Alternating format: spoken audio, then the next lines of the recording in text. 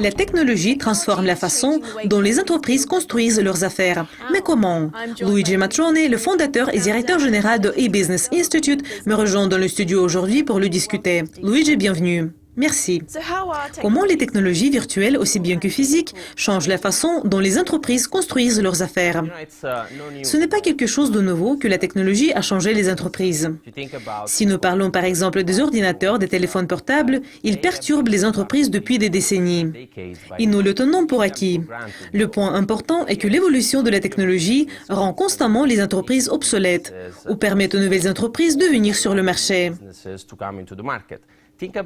Prenons l'exemple de la célèbre Kodak, un leader du marché dans les caméras analogiques, qui se retire des affaires car il n'avait pas prévu de changement avec l'arrivée de la technologie numérique. Si vous pensez à ce sujet aujourd'hui, à Wall Street, de nouvelles sociétés cotées ont une espérance de vie de seulement 15 ans par rapport à 50 ans il y a quelques décennies. Cela vous montre comment les technologies peuvent perturber les entreprises ou permettre à de nouvelles entreprises, par exemple Facebook, Airbnb, Uber, de venir et de jouer un rôle perturbateur dans l'industrie.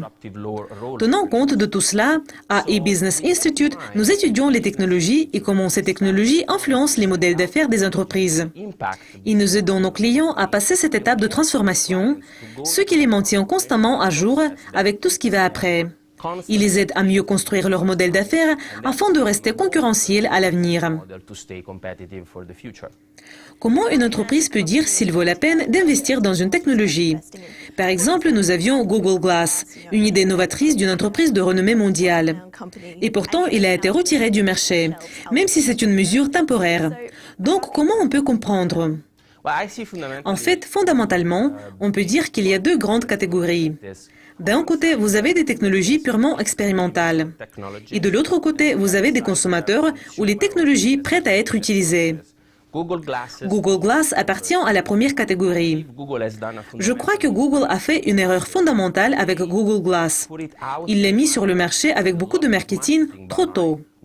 C'est une technologie expérimentale et elle n'est pas prête pour être utilisée par les consommateurs. Donc, très peu d'entreprises peuvent faire quelque chose dans cette situation. En général, aujourd'hui, Google Glass n'a pas d'utilité réelle, ou elle n'est pas attractive pour les consommateurs, et les gens ne vont pas l'utiliser. Donc, les entreprises ne sont pas prêtes à y investir.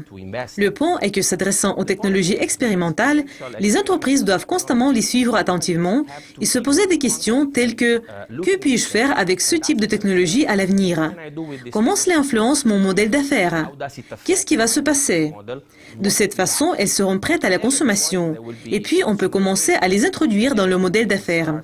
Aujourd'hui, c'est le cas de nombreuses technologies virtuelles. Considérons l'exemple des médias sociaux ou de l'e-commerce. Ils sont tout à fait prêts. Et les entreprises doivent agir maintenant pour comprendre comment elles peuvent se développer, la façon dont elles peuvent fonctionner et l'intégrer dans le modèle d'affaires en prenant des décisions stratégiques importantes. Il s'agit du cycle de vie de la technologie elle-même. Ne vous faites pas attirer par le battage médiatique et la tendance, mais plutôt essayez de comprendre ce qui est la force motrice de votre entreprise et comment vous pouvez augmenter votre base d'affaires à l'aide d'une technologie. Y a-t-il un moment précis où les entreprises doivent commencer à intégrer les nouvelles technologies? Je dirais qu'il s'agit d'un procédé innovant actuel. Les entreprises qui acceptent le changement vont voir une étape où elles étudient et recherchent les technologies expérimentales. Elles commencent à jouer un peu avec cela et c'est une expérimentation à petite échelle. Avant de l'accepter, elles peuvent faire quelque chose qui peut faire progresser leur entreprise. Elles élargissent la période d'essai jusqu'à ce qu'elles se rendent compte que le changement réel peut arriver. Elles prennent des décisions stratégiques sur la façon comment on peut développer leur modèle d'affaires, comment changer leur organisation compte tenu de ces technologies. Et puis, elles commencent à travailler à une plus grande échelle. Mais ce n'est pas encore la fin. Elles ont besoin de réitérer constamment le processus d'innovation parce que c'est une évolution systématique constante s'améliorant tout le temps qu'elles peuvent entreprendre. Principalement, je le vois comme un changement de mentalité que les entreprises doivent accepter sur la voie d'innovation. Et c'est l'objectif de notre institut. Nous les aidons à progresser à petits pas pour impliquer toute l'organisation dans ses différentes phases, commençant par l'étude et allant jusqu'à la mise en œuvre et l'itération dans le modèle d'affaires.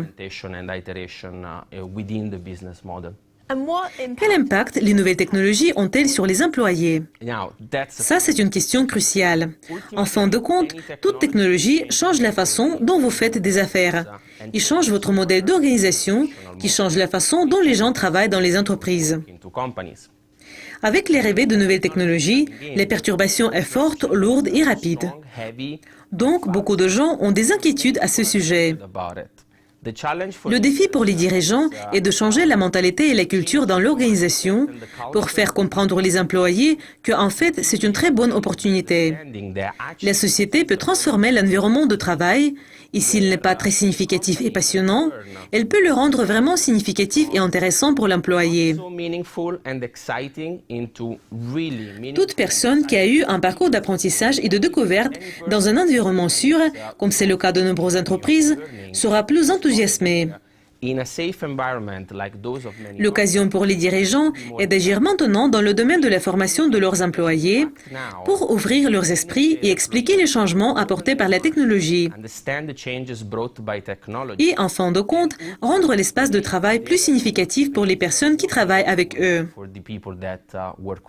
C'était un plaisir de vous parler, Luigi. Merci de votre présence aujourd'hui. Merci à vous. C'est tout pour aujourd'hui. Restez avec Dukascopy TV pour voir plus d'interviews exclusives. Mais pour le moment, au revoir. Bye for now.